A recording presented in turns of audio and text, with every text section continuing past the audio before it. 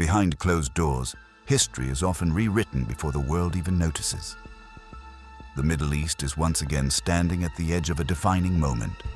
Diplomacy, deception, and power politics are colliding in silence, while the world watches only the surface. Urgent phone calls, secret assurances, military fleets on the move, and a question that could reshape global stability. Is war inevitable, or is this the last chance to stop it? Tonight, we examine the unseen negotiations, the strategic fears of Gulf nations, and the pressure points trapping the world's most powerful players. This is not speculation. This is not propaganda. This is the geopolitical reality unfolding right now. Ratcheting up the rhetoric, US President Donald Trump has again threatened military action against Iran, making reference to recently deployed American warships in the Middle East. And in June, we obliterated Iran's nuclear capacity in Operation Midnight Hammer. You saw that. They were about a month away from having a nuclear weapon. We had to do it.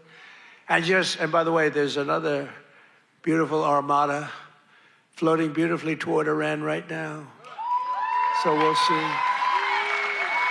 I hope they make a deal. Recent developments in the Middle East indicate a critical shift behind the scenes. According to emerging information, Saudi Arabia's Crown Prince, Mohammed bin Salman, has held an urgent and direct conversation with Iran's President, Masoud Pezeshkian. This communication carries major strategic significance. The key point from this exchange is clear. Mohammed bin Salman has now reached the firm conclusion that a military confrontation is approaching. Despite repeated efforts, he has been unable to persuade former US President Donald Trump to halt preparations for a potential strike on Iran. Because of this realization, the Saudi Crown Prince reportedly conveyed a strong and unambiguous message to Tehran. He assured Iran's leadership that Saudi territory will not be used under any circumstances for an attack on Iran. This call itself was meant as a guarantee, a signal that Saudi Arabia does not stand with any military action against Iran and does not want war in the region. The message went further. The Middle East is on edge over potential American strikes against Iran this morning. But Saudi Arabia, a key American ally, reportedly told Tehran it won't let its airspace or territory be used for an attack. The United States has an aircraft carrier and supporting warships in that region now, right there in the Indian Ocean. President Trump says it gives him options. International correspondent Robert Sherman with the details. The president says his phone lines are open, but if Tehran does not give him a call, he now has the pieces in place in order to make a move.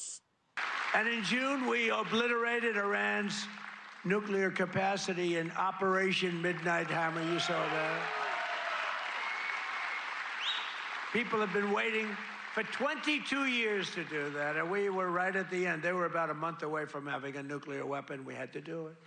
And by the way, there's another beautiful armada floating beautifully toward Iran right now. So we'll see. I hope they make a deal. Saudi Arabia, according to this position, is actively working to prevent escalation and does not want the Middle East to descend into destruction, chaos, or large-scale conflict. Iran's president responded positively, expressing support for any diplomatic effort aimed at stopping war. He welcomed Saudi Arabia's stance and thanked Riyadh for refusing to align with Washington in any military campaign. This development suggests two crucial strategic assurances. First, Iran has been indirectly told that if an attack occurs elsewhere, Saudi Arabia must not be targeted in retaliation, as no aggression will originate from Saudi soil. Second, Saudi Arabia has committed itself to exhausting all diplomatic channels to prevent a US strike altogether. This position is not isolated. The UAE, Qatar, Kuwait, and Bahrain have reportedly delivered similar messages. These states understand the risks involved. Iran's missile capabilities are widely acknowledged, and no Gulf nation wants to be drawn into a regional war that is not of its making. Importantly, Saudi-Iran relations have already moved away from confrontation. The Yemen conflict is effectively de-escalated, and Riyadh has refused to normalize relations with Israel under pressure. This is a major geopolitical shift, with Gulf states closing their airspace and bases to offensive operations. Washington faces a logistical dilemma.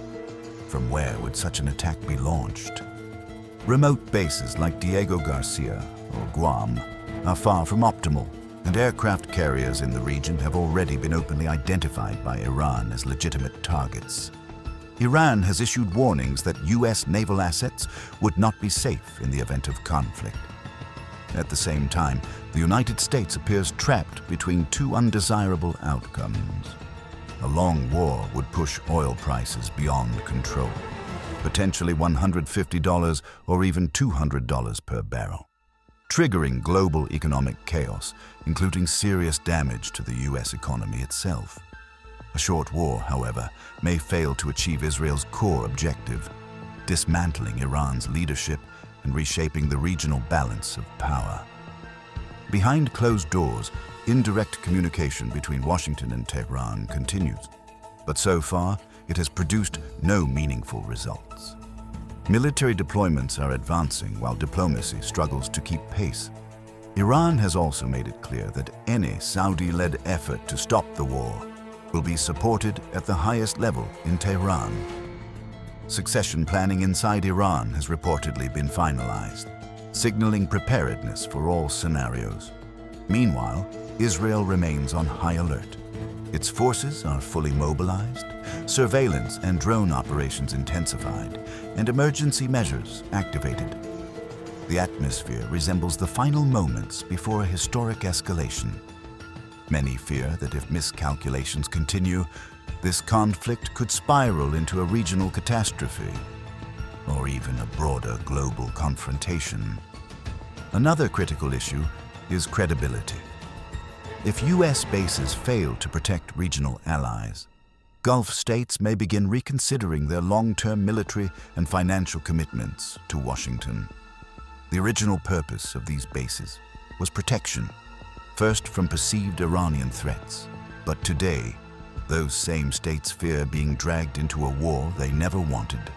Arab governments do not want regime collapse in Iran.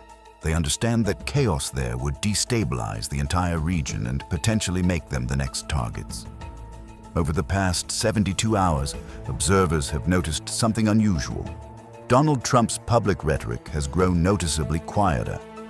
This silence suggests internal uncertainty rather than confidence. An attack may still happen, but the consequences are no longer predictable or controllable. The Middle East now stands at a dangerous crossroads where one decision could redefine global stability. What we are witnessing is more than a military standoff. It is a test of alliances, credibility, and restraint. Arab states are drawing red lines. Global powers are calculating risks, and the margin for error is shrinking by the hour. Whether diplomacy succeeds or fails, one truth is already clear. Any misstep will not remain regional.